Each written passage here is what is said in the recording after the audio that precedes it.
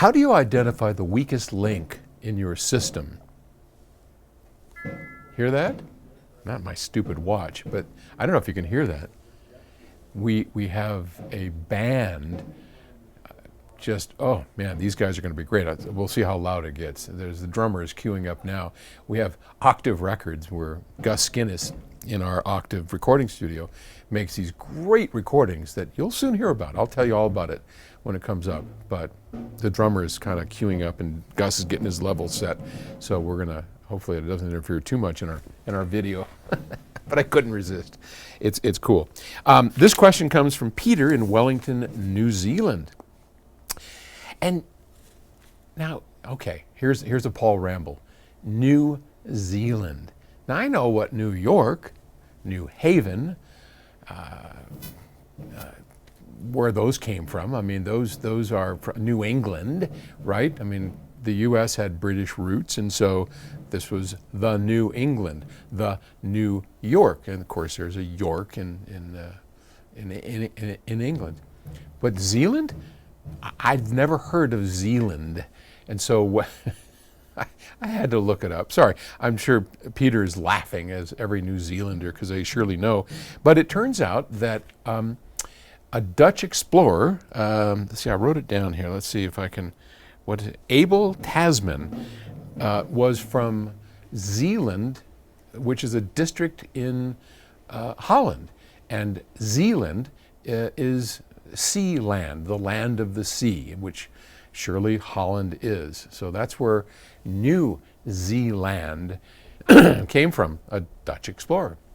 I don't know if you knew that. I'm sure Peter did, but I didn't, so there you go. Anyway, you always learn something on Ask Paul, right? So Peter's trying to understand that if I upgrade one component, do I lose some of the benefits due to the next component now becoming the weaker link in the chain? Maybe I don't see the benefit to matching it further down the chain, and I'm on a limited budget, so it's important for me to get the best bang for the buck. Hence, trying to measure from source to delivery, where do I put my bucks? A constant question, and when if you call us, which I encourage you to do, or come visit us, which I also encourage you to do. We're kind of like, PS Audio is kind of like becoming a destination, which is kind of cool. We've had one guy had his honeymoon. I think he went to Rocky Mountain National Park and got married. And part of the deal on a honeymoon from the husband's perspective was he had to come to PS Audio. And we were so honored. I mean, we took care of that young man, got him a wedding present. I mean, how cool is that? Really? How cool is that? We've had people from all over the world come visit us. We encourage you to do it. Or if you have questions about hi-fi, call our hi-fi specialists, 800 PS Audio. Or if you're outside the country like Peter, you can email us, paul@psaudio.com. There's any number of ways you can get a hold of it. Just go to our website.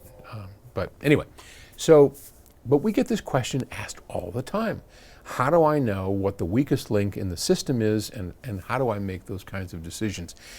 And it's hard. I always start with the speakers, and I know that runs counter to a lot of thought processes, but speakers are by far the ones that struggle the most with getting things right. They are magnitudes wrong relative to how close we can get electronics.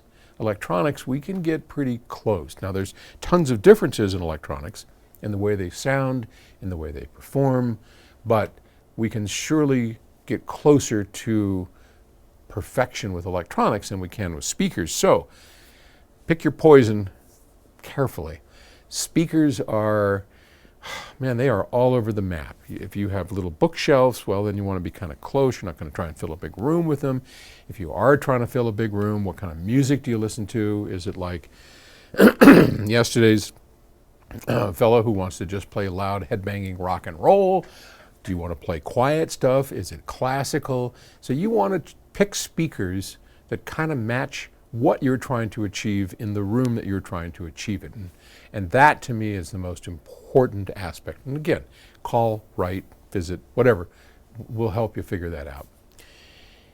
Then it's on to electronics. Now, there we also have to have the same sorts of knowledge about the system. It's why when you call us, we don't just say, well, here, I think you should. We ask, what are you starting with? And what are your goals? What are you trying to achieve? What's your budget? All that kind of stuff, right? It is so difficult to be specific in a general video like this, because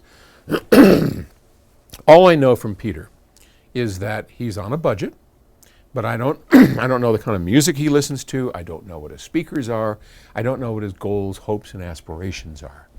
So I need more information, because generally, once you have great speakers and you have a great amplifier to power it, then it's all down to sources and preamps. And there, you're just going to have to do a little listening, talking to your dealer, talking to us, however it works for you. It's not an easy question, and I wish I had a pat answer that I could just give you, Peter, but I don't. At least I got the part about New Zealand right. Anyway, call us. We'll be glad to walk you through it, or in your case, email us, and I'll find a little more information out, and maybe I can get you on the right course. All right, thanks. Talk to you tomorrow.